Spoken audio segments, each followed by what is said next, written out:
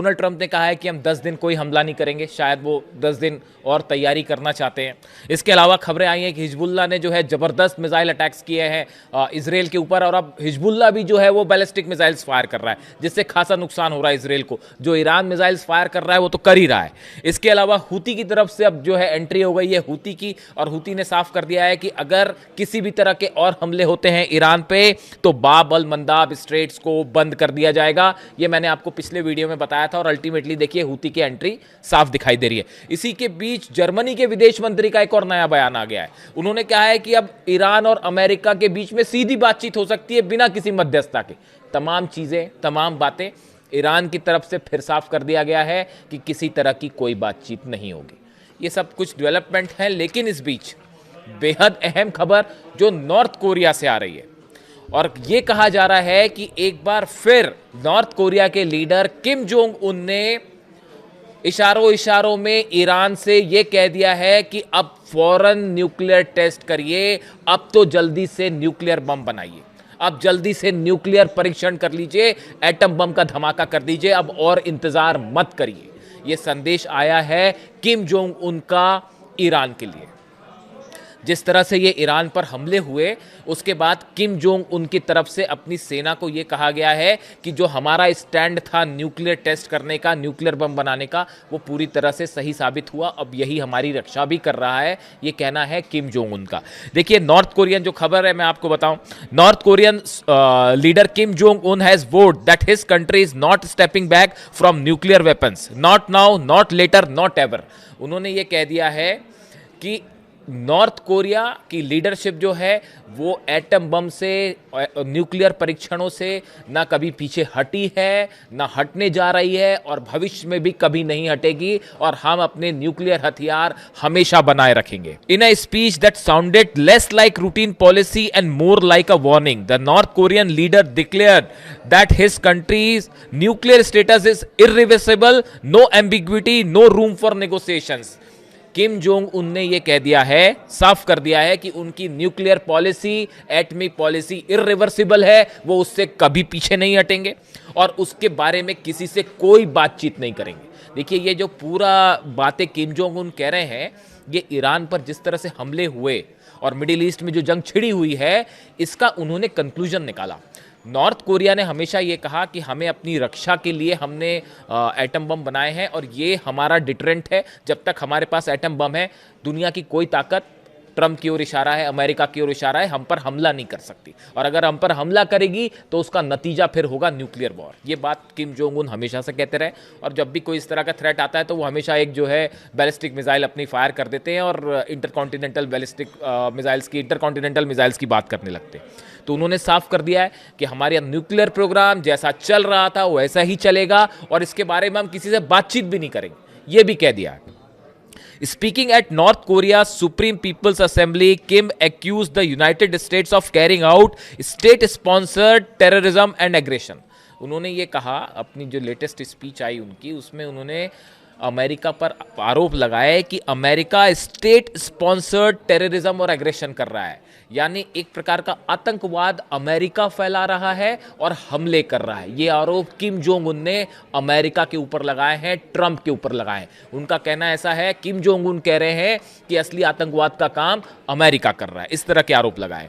दो he did not directly name Iran, his remarks suggest that the situation in the middle east reinforces Pyongyang's belief that the nuclear weapons are essential for national security and to deter foreign intervention। देखिए उन्होंने सीधा सीधा Iran का नाम नहीं लिया, लेकिन उन्होंने इस पूरे क्राइसिस को एड्रेस करते हुए कहा कि हमारी ये बिलीफ बिल्कुल सही है कि एटम बम जब तक हमारे पास रहेगा तब तक हमारी राष्ट्रीय सुरक्षा मजबूत रहेगी।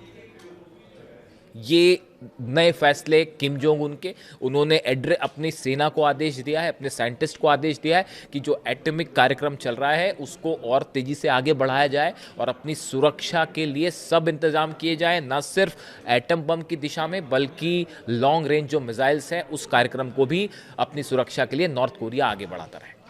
और इसी तरह का संदेश वो ईरान को भी दे रहे हैं कि अब और वक्त मत गवाइए, फौरन एटमी परीक्षण करिए। अब ये ईरान उसकी पॉलिसी क्या होगी, ये ईरान की सिक्योरिटी काउंसिल क्या फैसला लेती है उस पर डिपेंड करता है।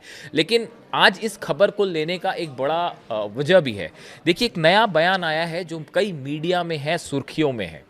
मोहम्मद जवाद लारिजानी, ये लारिजानी साहब जो शहीद हुए उनके भाई हैं, इनकी तरफ से एक बयान आया है। उनकी तरफ से ये कहा गया है कि ईरान को अब एनपीटी यानी नॉन प्रोलिफरेशन ट्रीटी से खुद को अलग कर लेना चाहिए।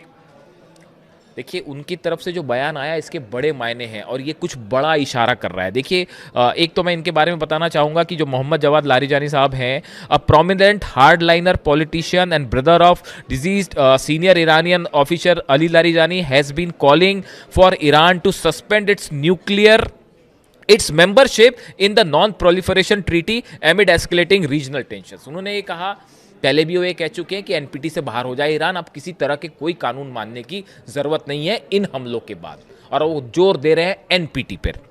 Mohammad Jawad Larijani has urged the suspension of Iran's membership in the NPT, suggesting that a committee should assess whether the treaty is useful to Iran at all।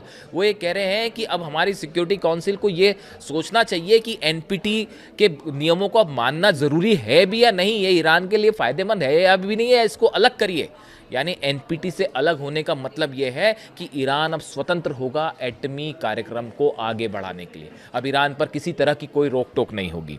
Shifting doctrine को लेकर भी बड़ी खबर है। देखिए, कहा जा रहा है कि जिस तरह से हमले हुए ईरान में, उसके बाद एक बड़ा ग्रुप है ईरान में जिसका ये मानना है कि जिस तरह से सुप्रीम लीडर को निशाना बनाया गया, छोटे छोटे बच्चों पे हमले किए गए और ईरान के अलग अलग इंस्टॉलेशंस पर हमले हुए, इतने ज़्यादा हमले हुए हैं, उसके बाद अब एटम बम की दिशा में ईरान को आगे बढ़ना चाहिए। ये एक बड़ा ग्रुप है ईरान में जो अब इस बात को मानता है, खासकर अली खामनेई साहब की शहादत के बाद। शायद ये बहुत गुस्सा है ईरान में जो देखने को मिल रहा है। जो तस्वीरें आ रही हैं ईरान से, आपने देखी होगी, एक मैं तस्वीर देख रहा था अभी जिसमें एक मुश्किल से 3 साल की बच्ची होगी, वो एक मार्च को लीड कर रही है। तेहरान में एक मार्च निकलता है जिसमें हज़ारों लोग पीछे चल रहे हैं और उसको लीड कर रही है ईरान की 3 साल की बच्ची, और वो हाथ में ईरान का झंडा लिए हुए है और अली खामनेई साहब की तस्वीर लिए हुए है और उस मार्च को लीड कर रही है और पीछे पीछे हज़ारों ईरानी चल रहे हैं। उसको देख के जो पहली बात मन में आ रही कि मान लो इस 3 साल की जो बच्ची है ईरान की, ये भारी पड़ गई है पूरी अमेरिका की सेना के ऊपर, ये भारी पड़ गई है उस टॉम हॉक मिसाइल के ऊपर, ये भारी पड़ गई है F-35 जेट के ऊपर, ये भारी पड़ गई है उस बड़े बड़े एयरक्राफ्ट के ऊपर। 3 साल की बच्ची ईरान की, उसका हौसला देखिए। यही हौसला है कि आज दुनिया की सबसे बड़ी ताकतें जो हैं वो घुटने पर हैं ईरान के सामने।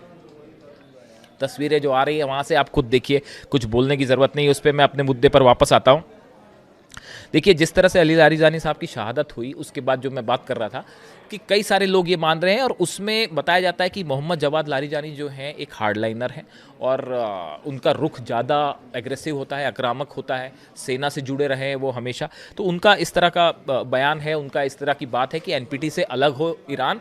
इशारों इशारों में वो ये कह रहे हैं कि अब ईरान को किसी भी रूल्स एंड रेगुलेशंस को मानने की ज़रूरत नहीं है, खासकर इंटरनेशनल या एनपीटी से जुड़े, और अपनी सुरक्षा के लिए एटमी धमाका करना चाहिए।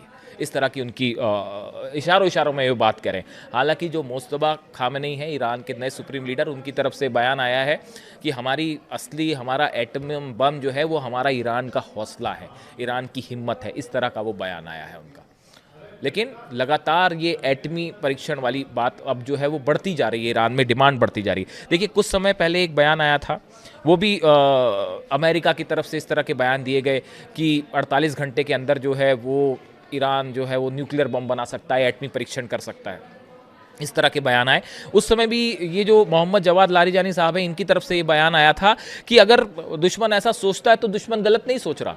उन्होंने कहा था कि अमेरिका अगर ये सोच रहा है कि 48 घंटे में हम बना सकते हैं बम, तो आप गलत भी नहीं सोच रहे हैं, आप सही सोच रहे हैं। लेकिन वो तो ये हमारी मॉरलिटी के हमने बम नहीं बनाया, ये बात हमेशा कही जा रही। कई एक्सपर्ट ये कह रहे हैं कि अगर खामेनेई साहब चाहते तो कब का न्यूक्लियर धमाका कर देते, लेकिन उन्होंने कहा कि नहीं, हम वेपन ऑफ मास डिस्ट्रक्शन नहीं बनाएंगे, और वो इस बात पर कायम रहे।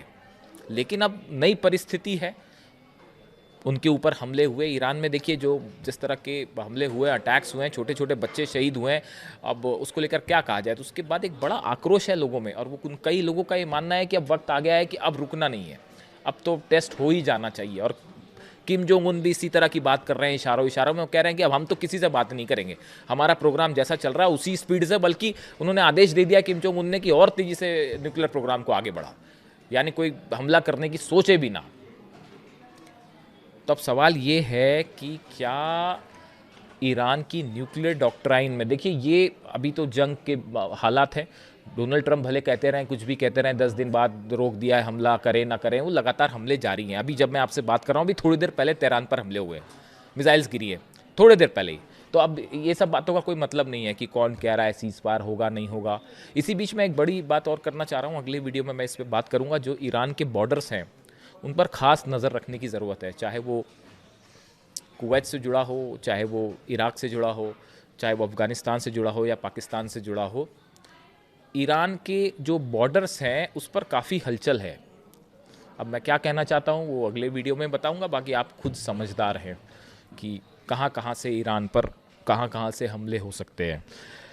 खैर, इसके लिए आगे बढ़ते हैं। तो ये देखिए, ये जो इन्होंने कहा, ये जो बयान सामने आ रहे हैं, उसके बाद बड़े सारे लोगों का इस तरह से मानना है कि इन हमलों के बाद अब वक्त आ गया है कि ईरान को अपनी न्यूक्लियर पॉलिसी पर आगे बढ़ना चाहिए। इसी बीच खबरें ये भी हैं कि हॉर्मूज़ में जिस तरह से स्थिति बनी हुई है, लगातार ये खबरें हैं कि 10,000 मरीन्स भेजे जा रहे हैं हॉर्मूज़ पर और वो हमला कर सकते हैं। उसको लेकर ईरान ने भी अपनी ज़बरदस्त तैयारी कर रखी है। क्या तैयारी, कैसी तैयारी, अगले वीडियो में आपको बताऊंगा। बने रहिए साथ। Thank you so much.